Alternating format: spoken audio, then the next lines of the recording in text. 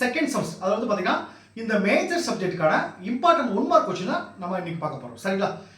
இந்த important 1 mark question வந்து பாத்தீங்கன்னா எல்லா மேஜருக்கும் காமன் தான். இந்த 1 மார்க் क्वेश्चन வந்து உங்களுக்கு எக்ஸாமுக்கு வந்து ரொம்ப உதவியா இருக்கும் சரிங்களா. ஓகே, இப்போ நம்ம இம்பார்ட்டன்ட் 1 மார்க் क्वेश्चन பார்ப்போம்.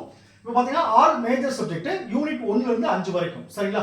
ஃபர்ஸ்ட் क्वेश्चन பாருங்க. கற்பித்தலிலிருந்து ஆட்ரோகெவ்சிக் ஏற்படும் மாற்றம் முக்கியமாக கவனம் செலுத்துவது எது அப்படினா ஆப்ஷன் பி பெரியவர் மைய கற்றல். செகண்ட் क्वेश्चन பாருங்க. ஹீட்டாகோஜி குறிக்கும் பொருள் ஆப்ஷன் ஏ சுயமாக தீர்மானிக்கும் ஆற்றல். தேர்ட் क्वेश्चन பாருங்க. விமர்சன கல்வியின் முதன்மை நோக்கம் என்ன அப்படினா ஆப்ஷன் பி வந்து பாத்தீங்கன்னா சுய சிந்தனையை ஊக்குவித்தல். அடுத்து ஃபோர்த் क्वेश्चन பாருங்க. பிளான்டர்ஸின் தொடர்பு பகுப்பாய்வு தொடர்புடையது எது அப்படி கேட்டீங்கன்னா ஆப்ஷன் பி ஆசிரியர் மாணவர் வகுப்பு தொடர்பு. ஃபிஃப்த் क्वेश्चन பாருங்க. காலோவே தொடர்பு பகுப்பாய்வு முறை பெரும்பாலும் பயன்படுத்தப்படுவது எதுல பயன்படுத்தப்படுவது பாத்தீங்கன்னா ஆப்ஷன் ஏ வகுப்பு தொடர்புகளை விளக்குதல். சிக்ஸ்த் क्वेश्चन பாருங்க. தொடர்பு பகுப்பாய்வில் வகுப்பு நிகழ்வுகளை பதிவு செய்தல் உதவுவது ஆப்ஷன் பி கற்பித்தல் உத்திகளை மேம்படுத்துதல். செவன்த் क्वेश्चन பாருங்க. தேர்ச்சி கற்றல் மாதிரி யாரால் உருவாக்கப்பட்டது ஆப்ஷன் சி பெஞ்சமின். அடுத்து எய்த் क्वेश्चन பாருங்க. செயல்வழி பழக்கப்படுத்தல் கற்பித்தல் முறை எவருடன் தொடர்புடையது option B Skinner. Ninth question பாருங்க. கருத்து அடைவு மாதிரி யாரால் முன்வைக்கப்பட்டது option A Bruner. 10th question பாருங்க. முன்னிலை அமைப்பு கற்றல் மாதிரி யாரால் வழங்கப்பட்டது இது வந்து பாத்தீங்கன்னா ஆப்ஷன் ஏ அசுபல். 11th क्वेश्चन பாருங்க. கட்டுப்பாடற்ற கற்பித்தல் மாதிரி யாருடன் தொடர்புடையது option C Carl Rogers. 12th question பாருங்க. ஒப்புமை கற்றல் மாதிரி யாரால் உருவாக்கப்பட்டது option B William garden.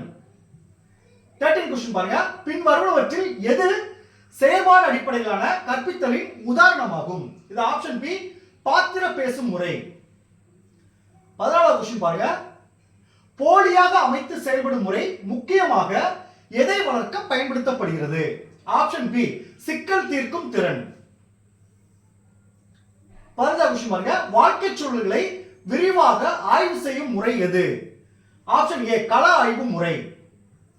16வது question பாருங்க. குழு கட்டுப்படுத்தப்பட்ட கற்பித்தல் முக்கியப்படுத்தப்படுவது எதுல அப்படி பாத்தீங்கன்னா ஆப்ஷன் சி கூட்டுறவு கற்றல். 17வது क्वेश्चन பாருங்க.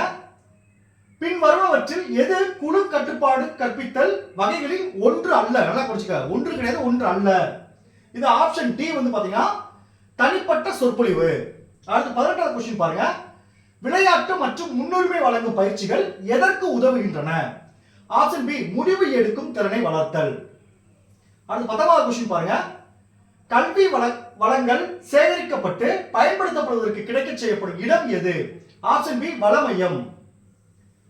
20வது क्वेश्चन பாருங்க. எதிர்கால பயன்பாட்டிற்காக சேமித்து வைக்கப்படும் கற்றல் பொருட்களின் தொகுப்பு என்ன அழைக்கப்படுகிறது அப்படினா ஆப்ஷன் பி வள வங்கி. 21வது क्वेश्चन பாருங்க. தனித்தனியாக வைக்கப்படும் சிறிய சுயாதீன கற்றல் வளங்கள் எவ்வாறு அழைக்கப்படுகின்றன ஆப்ஷன் சி வளத்தீவு. 22வது क्वेश्चन பாருங்க.